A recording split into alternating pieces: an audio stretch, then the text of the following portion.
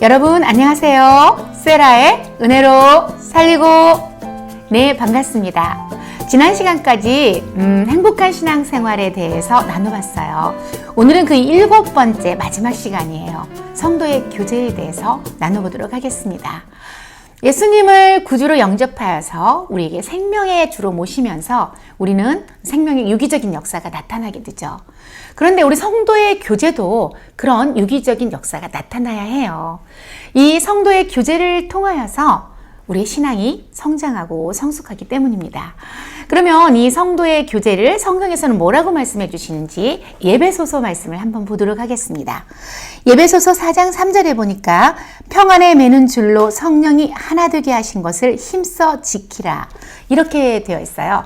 성령께서 하나 되게 하셨어요. 우리는 성도의 교제를 통해서 이것을 힘써 지키라고 되어 있거든요.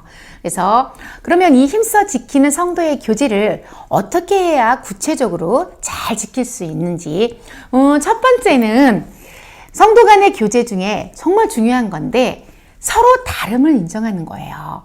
제가 우리 새가족들을 양육할 때나 아니면 또 기존 성도 중에서 상담을 할 때나 다른 곳에서 신앙생활을 하시다가 그 성도의 교제 중에서 상처받고 시험 들어서 방황을 하시다가 이제 다시 전도가 돼서 나온 분들이 많아요. 그런데 이런 분들의 고백을 들어보면 성도의 교제를 통하여 상처를 받았다가 교회를 떠나신 거예요. 근데 그분이 정말 일부분일 것 같은데 신앙생활 하시다가 이렇게 해서 방황하시는 분들이 너무 많다는 거예요. 그래서 대화를 나눠보면은 대부분이 하나님께 시험이 들었다거나 하나님의 말씀에 시험이 든 게 아니더라고요. 성도들의 간의 그 교제 있죠. 교제에서 시험이 들어요. 그리고 나서는 하나님을 원망하고 교회를 원망하면서 떠나는 거죠. 그래서 이분들이 하는 말 중에 제가 그 사람을 되게 믿었는데 그 사람이 저를 이렇게 상처를 줬고 실망을 줬어요. 이런 말씀을 많이 하시거든요. 그래서 저는 양육할 때 우리 초신자들에게나 신앙생활을 처음 하시는 분들에게는 믿음의 대상에 대해서 명확히 알려줘야 된다 이런 생각이 있어요. 물론 교회 안에서 인간관계끼리의 그런 신뢰 관계는 당연히 있죠. 그러나 믿음의 대상은 하나님밖에 없어요. 우리 성도들끼리는 사람은요 사랑하고 섬기는 대상이죠. 왜? 우리는 너무나 불완전하고 너무 연약하기 때문에 그래요. 그래서 그런 연약한 불완전한 인간을 믿어버리게 되면 또 그리고 내 식으로 결국은 나중에 이런 분들의 고백은 뭐냐면 나는 옳았는데 그 사람은 틀렸더라는 거죠. 나는 맞는데 저 사람은 틀렸더라. 서로 다름을 인정하지 않고 나만 옳았다고 생각했기 때문에 상처가 됐고 그것 때문에 충돌이 일어났고 결국은 그것 때문에 교회를 떠나거나 하나님을 원망하게 돼버리는 거죠. 그래서 성도의 교제 중에서 다름을 인정해 주는 게 너무 중요한 게 그 사람과 내가 다르다라는 거죠. 그리고 옳고 그른 것을 떠나서 그 사람도 그 사람만의 이유가 있다라는 거예요. 그러니까 내 식만 나만이 옳아라고 고집을 해버리니까 서로 충돌해서 상처받아서 심지어는 하나님을 원망하고 교회를 떠나버리는 그런 경우까지 있더라는 거죠. 성도의 교제 중에서 정말 중요한 것이 서로 다름을 인정하는 거죠. 그 다름을 인정할 때 나중에 이제 생명나무 과에 가서 공부를 하시겠지만 생명을 잡는 거예요. 옳고 그름이 아니라. 그럴 때 그 생명을 가지고 그 관계가 성도의 교제가 더 풍성해질 수 있다는 것이죠. 이제 두 번째는 지체가 됨을 인정하는 거예요. 우리는 예수님이 자녀가 되어서 머리 대신 예수님을 섬기기 시작함을 통하여서 어떻게 돼요? 각 지체가 되었거든요. 내가 미워하는 저를 내가 공격하잖아요. 그러면 결국은 우리 예수님을 공격하는 거가 되는 거거든요. 왜냐하면 머리 대신 예수님이 계시고 우리는 각 지체를 이루기 때문에 그래요. 손이 되고 발이 되고 눈이 되고 코가 되고 다 각 지체를 이제 몸을 비유한다면 됐는데 내가 이제 오른손이 왼손을 공격해서 때린다면 사실은 나를 때리는 것이지만 결국 누구를 공격하는 거예요? 예수님을 때리는 거죠. 이런 지체의식이 있으면 우리가 성도의 교제 중에 상대편을 공격하거나 비난하는 일에 대해서 조금은 이겨내실 수 있으실 거예요. 그래서 지체의식이 반드시 필요합니다. 그리고 성도의 교제를 할 때 믿음 위에 덕을 세워줘야 돼요. 이제 신앙생활을 하다 보면 정말 중요한 게 믿음이고 오직 믿음 맞는 얘기예요. 그러나 초신자 때가 지나고 은혜를 받으면 받을수록 그 믿음 위에 덕을 생각하게 되죠. 여러 번 여러분들도 예화를 들으셨겠지만 아무리 아름다운 미스 코리아도 엑스레이 사진을 찍어 놓으면 뼈 사진이 나온다 그러잖아요. 그러면 그 뼈를 보면서 정말 아름답다 이렇게 느끼는 사람은 없다고 담임 목사님께서 여러 번 말씀하셨죠. 정말 아름답게 살들이 붙은 모습이 보여질 때 아름다워지는 것처럼 믿음은 우리의 뼈를 말해요. 그런데 덕은 그 아름다운 모습인 거죠. 그래서 예수님의 아름다운 그 향기가 되려면 어떻게 해야 돼요? 믿음 위에 덕을 세워야 된다는 것이죠. 그래서 그 덕을 통하여 사랑을 표현하고 실천해 가는 것. 이게 이제 성도의 교제에서 반드시 필요하다는 거죠. 처음 신앙생활을 하고 초신자 때는 오직 믿음에서 이제 신앙이 성숙하면 성숙해질수록 믿음 위에 덕을 세워져 가게 되는 거죠. 이것이 나의 믿음일까 아닐까가 중요한 게 아니라 나중에 이게 하나님 보시기에 덕이 될까? 성도들 보기에 덕이 될까? 이런 부분에 대해서 우리가 기도를 하게 되죠. 저도 초신자 때에는 또 우리 이제 성도님들도 초신자 때에는 막 은혜 받고자 해서 막 앞자리를 사모해요. 우리 사회den교회는 여러분들도 다 아시잖아요. 그래서 앞자리에 맡고자 싶어서 막 성경책을 맡아놓고 저희 교회 철야 예배라든가 집회를 하면 뭐 3줄, 4줄이 다 쫙 성경책이 맡아져 있는 걸 모습을 보죠. 은혜 받고자 하는 그 간절한 마음에서. 그렇죠. 그런데 이제 초신자 때는 그 자리를 지켜내고 누가 와도 나 이 자리 지키고 은혜 받을 거야. 그런데 점점 이제 성장해가고 성숙해져 가면서 덕을 끼칠 단계가 되고 믿음 위에 덕을 세우면 어떻게 되냐면 새로운 새신자들에게 초신자들에게 은혜 받은 그 자리를 양보하고 이런 나의 마음을 하나님께서는 아셔서 또 거기에 맞춰서 은혜를 주시는 것도 깨달아 아는 이게 이제 믿음 위에 덕을 세우는 모습이죠. 그 다음에 제일 이제 중요하다고 저는 생각하는 건데 포도원을 허는 여우는 사귀지 말아야 합니다. 아가서에 보니까 성경에 아가서 2장 15절 말씀인데요. 우리를 위하여 여우 곧 포도원을 허는 작은 여우를 잡으라. 우리의 포도원에 꽃이 피었음이라 이렇게 나와 있거든요. 성도의 교제인데 무슨 포도원이고 여우예요. 이렇게 이제 의아해 하시는 분들도 있거든요. 이거는 비유인데요. 그 당시에 포도원에 농사를 지었는데 꽃이 피었어요. 그런데 여우가 굴을 파서 들어왔다든지 이 포도밭으로 들어온 거죠. 그 꽃핀 포도원에서 엉망으로 돌아다니니까 꽃이 다 떨어져 버렸어요. 그럼 어떻게 돼요? 꽃이 떨어져 버리면 포도 열매를 맺을 수가 없거든요. 자연스럽게 떨어져야지 열매를 맺을 텐데 그러면 결국은 어떻게 된다면 수확할 것이 없게 된다는 거죠. 이거는 신앙으로 이렇게 비유해 보면 내가 신앙이 한참 성장해서 예쁘게 꽃이 피고 있는 거예요. 그런데 누군가에 의해서 이 신앙의 꽃이 예쁘게 피고 있는 내가 공격당해서 어떻게? 그 꽃이 떨어져 버리죠. 그러면 신앙의 열매를 아름답게 맺어서 열매 맺는 신앙이 돼야 되는데 열매를 맺지 못하게 되는 거죠. 이를테면 예를 들어 설명한다면 뭐냐면 이제 은혜를 받았어요. 그리고 지난 시간에 우리 이제 헌금에 대해서 나눠봤잖아요. 11조에 대해서 내가 아는 거예요. 그래서 어떻게 됐어? 11조는 제2의 복음이고 11조를 하나님의 것이구나. 난 이제 11조 해야 되겠어. 결단을 딱 한 거죠. 그리고 이제 아는 누군가 성도에게 나 이제부터 11조 하려고 그래. 하나님은 11조를 너무 기뻐하셔. 하나님 시험을 보라고 하셨어. 이렇게 하면서 얘기를 했더니 그 사람이 아휴 부모님께 용돈 하나도 주지 못하면서 무슨 11조야. 그 말을 하니까 제 마음에 심령이 확 죽는 거죠. 그래서 그럼 나는 못하겠다. 부모한테나 잘해야지. 이러면서 딱 죽어지는 거라거나 또 어떤 거? 내가 정말 열심히 신앙생활하고 봉사를 해보려고 이제 신앙의 꽃이 활짝 피면서 나 진짜 열심히 해볼래. 이런 마음을 먹었단 말이죠. 나는 이제 봉사생활도 열심히 하고 그동안은 못했던 게 주님 앞에 너무 죄송한 거예요. 은혜를 받고 보니까 빚진 마음이 나서 그러면 무엇으로 내가 주님 앞에 갚을고 이런 마음이 드니까 나는 정말 뭐든지 해보고 싶어. 난 이제 모든 걸 순종할 거야. 열심히 할래. 막 이런 얘기를 했더니 옆에 있는 누가 또 이러는 거죠. 아이고, 자기 애기나 잘 키워. 애도 제대로 못 키우면서. 이런 마음 또 이게, 아, 그래. 이러면서 이렇게 시들해져 버리는 마음.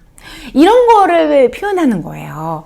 내가 하나님께 받은 감동이 있는데 누군가에 의해서 나의 꽃피는 이 신앙의 꽃이 떨어져 버려서 내가 그것을 순종했더라면 열매 맺고 축복을 받을 수 있는데 이 축복의 문이 닫혀버리는 걸 얘기하는 거죠. 그럴 때는 어떻게 해야 돼요? 과감하게 포도밭에 여우가 들어오면 여우를 내어 쫓든지 잡든지 여우굴을 막든지 해야 되는 것처럼 나도 내 마음을 지킬 수 있어야 해요. 그러면 전도사님, 그 성도를 내어 쫓으라는 얘기예요? 그런 게 아니고요. 마음의 문. 그가 하는 말에 내가 귀 기울이지 않고 내 마음을 지킬 수 있어야 한다는 거죠. 네 마음을 지키는 것은 큰 성을 지키는 것보다 더 나으니라 성경 말씀이 있단 말이죠. 하나님이 내게 은혜를 주셔서 내 신앙의 꽃이 활짝활짝 피어나는데 내 마음을 지키지 못하고 누군가의 말에 의해서 내 마음이 실족해버리지 않도록 나의 마음을 지키라는 거죠. 지키는 게 곧 여우를 잡는 거예요. 그리고 하나 더. 여러분들이 우리가 은혜로 살리고잖아요. 그렇게 해서 나만 사는 것도 좋은데 더 좋은 건 뭐냐면 살리는 거예요. 그도 어떻게 하냐면 그가 그렇게 얘기하면 그래 나는 하나님의 것을 드림을 통하여서 11조를 드림을 통하여서 나 우리 엄마 아빠한테 부모님께도 더 잘할 거야. 이전에는 내가 주 안에서도 이렇게 하지 못했는데 이제 주님 안에서 하나님께 하나님 것을 드려서 축복을 받고 부모님에게도 더 잘할 거야. 왜? 우리 하나님은 부모님에게도 잘하라고 그러셨거든. 나는 못하니까 11조도 안 해버리고 이런 게 아니라 또 야, 네 애나 잘 키워 이렇게 얘기할 때는 뭐라고 얘기하냐면 맞아. 나는 이제까지 나의 애도 제대로 못 키우고 살았어. 나 이제 정말 신앙생활 잘하고 은혜 받아서 하나님의 일도 열심히 하고 내가 하나님께서 주신 은혜로 내 자녀도 지혜롭게 잘 양육할래. 내 자녀가 아니고 이제 하나님의 기업인 걸 알았잖아. 이렇게 얘기할 수 있어야 되겠죠. 그러니까 집사님도 그렇게 하세요. 아니면 성도님도 정말 하나님 앞에 하나님 것을 드려서 축복받아서 부모님께도 잘하고 우리 하나님께도 잘하는 사람이 되자라고 해서 나도 살고 상대편도 사는 이런 살리는 그런 성도 간의 교제이어야 해요. 그러니 처음에는 첫 단계는 뭐예요? 내 것에 꽃을 떨어뜨리는 여우인 걸 먼저 알고 분별할 수 있어야 된다는 거죠. 그걸 못하면 나도 모르게 같이 죽게 되죠. 같이. 그렇겠죠? 그래서 여러분들이 늘 깨어서 나의 포도밭에 포도꽃이 활짝 피어서 그것이 아름다운 열매를 맺기까지 여러분들이 여러분들의 축복을 지킬 수 있는 그 성도의 교제를 통해서 그리고 나만 지키는 것이 아니라 상대편도 또 우리 성도의 교제를 통해서 우리 성도님들도 자기 포도밭에 포도꽃을 피우고 또 포도 열매를 거둘 수 있는 그런 교제가 되면 정말 최고의 성도의 교제가 될 수 있겠죠. 그 다음에 이제 화장이나 분장을 금하라 이렇게 얘기를 나오는데, 그럼 화장을 하지 말라는 얘기예요? 이런 얘기를 하는데, 그거는 아니에요. 뭐냐면, 외식. 나를 포장하는 거죠. 그러니까 우리는 은혜를 받다 보면 저도 처음에 은혜 받으니까 다 제 마음 같은 줄 알고 제가 막 가방 같은 거 있잖아요. 그것도 막 놓고 다니고 지갑도 아무 데나 놓고 다니는 거예요. 다 믿어지니까. 그런데 교회 안에는 정말 불특정 다수가 와요, 여러분. 그러니까 우리가 자기 것을 잘 지켜내는 것도 은혜예요. 그래서 과하게 자기를 포장하다거나 이제 치장하는 것들 있잖아요. 그거는 화장하는 거를 얘기하지 않는 걸 알겠죠? 뭔지 자기 자신을 포장하는 사람들 주의해야 돼요. 그거는 기도함을 통하여서 영적인 분별이 와야 되는 거 맞고, 예전에 저희 교회 철야 예배 처음 온 성도가 있었어요. 이분이 철야 예배가 끝났는데 저희가 이제 철야 예배 할 때 불을 끄고 그다음에 통성 기도 시간이 있어요. 철야에는 기도하려고 오니까. 근데 이분이 교회에 어떤 걸 얘기했냐면 자기가 불 끄고 기도할 때 자기 지갑을 누가 훔쳐갔다는 거예요. 그래서 우리 담임 목사님을 찾아와서, 그러니까 목사님 뭐라고 하셨냐면 우리는 성전 안에 방송실에 모든 카메라가 다 설치가 돼 있다. 심지어는 복도 CCTV가 다 설치가 돼 있기 때문에 앉아있던 위치가 어디냐. 그러면 우리가 통제실로 내려가면 다 바로 확인이 가능하다 했더니 이분이 뭐라고 했냐면 아 이제 생각났다고 자기 집에 지갑을 두고 온 것 같다고. 처음에는 뭐 이렇게 큰 교회에 왔는데 지갑을 잃어버렸고 이런 얘기 다 하셨거든요. 그러니까 이런 분들은 그 포장된 모습 그냥 아우 새로 오신 분인가 보다 이렇게 우리가 믿는데 그 안에 우리 그 모습은 모르잖아요. 그리고 지금은 또 뭐 신천지라든가 이렇게 오는 분들도 많잖아요. 그래서 여러분들이 깨어 있어야 해요. 이런 교제를 할 때에도. 그리고 계획적으로 교인들을 대상으로 사기를 치려는 그 목적을 가지고 오시는 분들도 많아요.